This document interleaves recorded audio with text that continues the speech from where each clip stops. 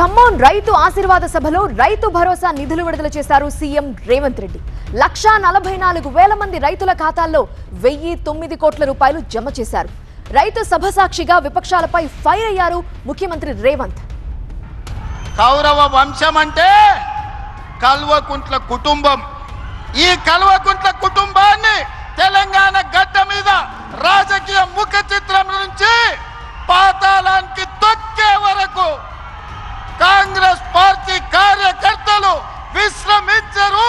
36 నెలల ముందు ఖమ్మం గడ్డ మీద నుంచి నేను చెప్తున్నా, రాబోయే ఎన్నికలు 2029 డిసెంబర్లో జరగవు, 2028 డిసెంబర్లో జరగవు, 2029 మే జూన్ మాసంలో మన శాసనసభ ఎన్నికలు జరుగుతాయి.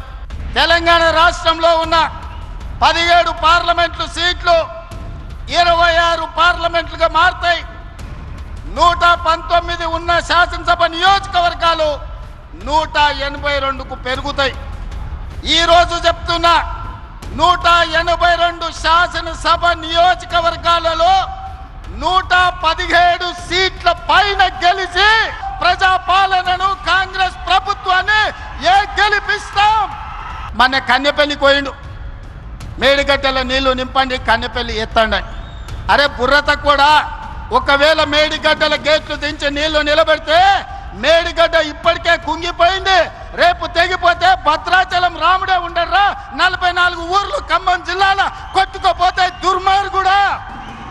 ఎన్నికలు ఎన్నడు ఉంటాయో తెలియకుండా, ఎవడు పోటీ చేస్తాడో తెలియకుండా, ఏ రిజర్వేషన్ ఉంటుందో తెలియకుండా, ఎన్ని సీట్లు పెరుగుతాయో తెలియకుండా, ఎన్నికలలో ఏం చెప్తామో తెలియకుండా ఎన్నికల సర్వేలు చేసి ఎవరికి వెళ్తాడో నిర్ణయిస్తాడంట. జూబ్లీహిల్స్లో గిట్లనే చెప్పిండు, సర్వే చేసినాం గెలుస్తున్నాం, ఇది రెఫరెండం అని. ఏమైంది? జూబ్లీహిల్స్లో బండకేసి కొట్టిండ్రు.